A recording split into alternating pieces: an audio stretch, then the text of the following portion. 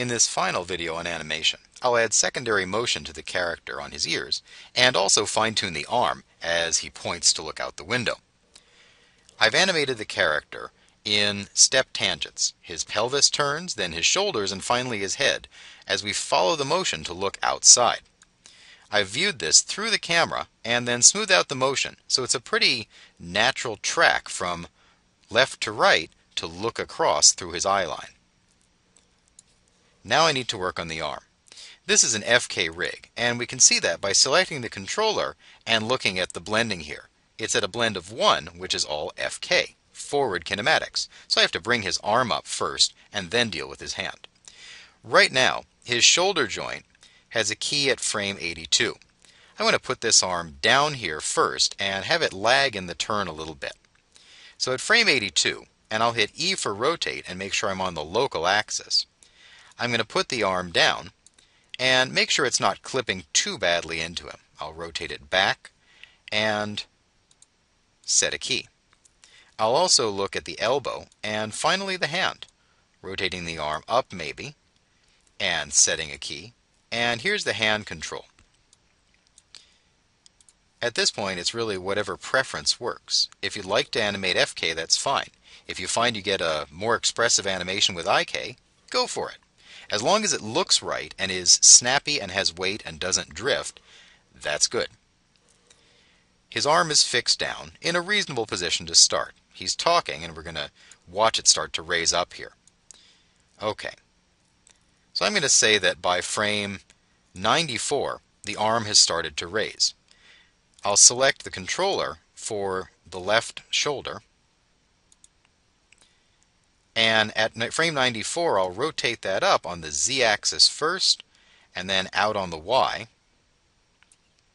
and bring it down a little bit here so he's pointing out, and key it.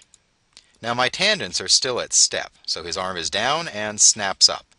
I want to check that secondary motion with step tangents first. This is an iterative process. Can't stress that one enough. As well on this, I'm going to make sure that part of his point is straightening out his hand. So at the moment his hand is down, and I'll select the hand control here. By the time that hand control reaches frame 94, it should rotate. So I'm going to twist his arm back just a little bit and key it. His arm is down, we rotate over, the arm goes up and matches the eye line. Okay, this is good. I can smooth out the motion now, or I can deal with the ears and come back to the motion later. I'll work on the ears. As he looks over, his ears should probably go up a little bit to show he's excited.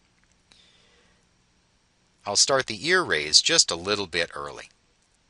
I'll select the first ear control and set a key here at 74. And by the time it reaches 89, that ear should be up. I'll raise it up just a little bit because he's interested. And I'll do the same with the other ear. I want to make them maybe just a little off. I'll select the upper ear control, and I'm going to say at frame 73, or maybe 72, this one starts to raise. I'll set a key, and by frame 83 or so, that ear has started to go up, and it's keyed. Okay, ready to smooth out motion. Ears are down, ears are up, he points out, and we look. Into the track view, and I'll select the keys I've got here and switch them to auto. I can always come back and play with that later. Right now, I'm working on the control for the right ear, and it's a Y rotation that I've keyed. What I'll do is set the in tangent of that last key to fast. That way his ears flick up into position. I'll do the same on the other ear, selecting the controller, going to the track view, checking the motion. Really, the only key here that matters is the Y rotation, because that's the only one I've animated. I'll take the keys, set them to auto, pick the second key at frame 89, and set it to fast. I'll check on his ears. He turns, and the ears raise up, snapping up into position. I may even want to use the other controllers out here to extend them out and back a little bit to add to the motion. I can't stress this one enough in animation.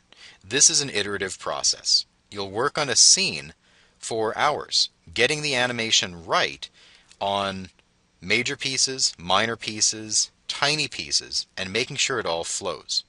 The number one enemy of CG animation is drifting, the dreaded default Bezier float. The way to avoid that is to start out with step tangents and work from the biggest piece to the smallest piece, and then only when the pose works, smooth out the motion. That way you'll have good animation and make sure the characters really sit in the scene.